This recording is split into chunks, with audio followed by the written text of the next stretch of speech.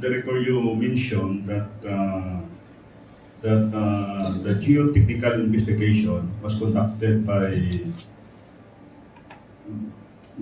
your consultant. It's another consultant po. It's not the third-party consultant that we have now. It's a different consultant Where po. is the Consulting technology, firm. United Technologies Consolidated Partnership? Yes po. Sila po ang nag-conduct ng Geo-Technical and- investigation. yes sir, and the And design. the structural design was conducted by The same sir. the same company. Yes po, the same company. The Geo-Technical investigation was conducted by United Technologies Consolidated Partnership. Yes The sir. structural design was conducted by this company By also. them. Yes sir. Thank you, Mr. Chair. Yeah, they are.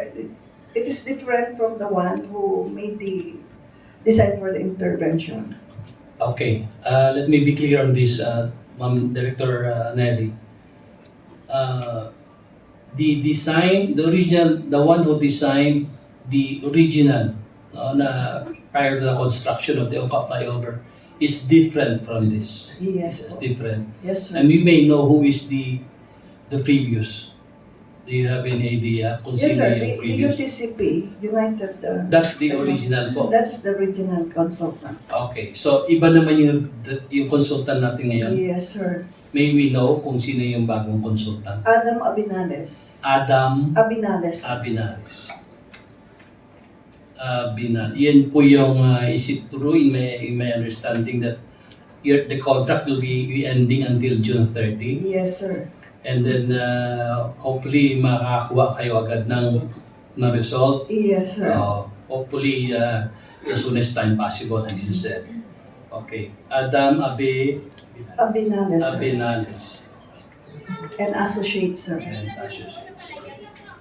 So they also did the Geo-Technical, another Geo-Technical. Yes sir. Is it only for the Ungka, ma'am? For the Ungka only. Or for the Ungka? Because to be their basis to decide the intervention to be made in the existing Ungka Flyover.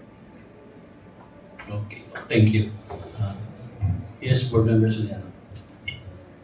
As you mentioned, ma'am, the scope of the contract by the third-party consultant or the Abinales is only to know the defect and to give the recommendation for the rehabilitation and repair of that Ungka. Yes. Is it right? Yes sir. So it is limited only to that. Yes sir. Thank you, ma'am.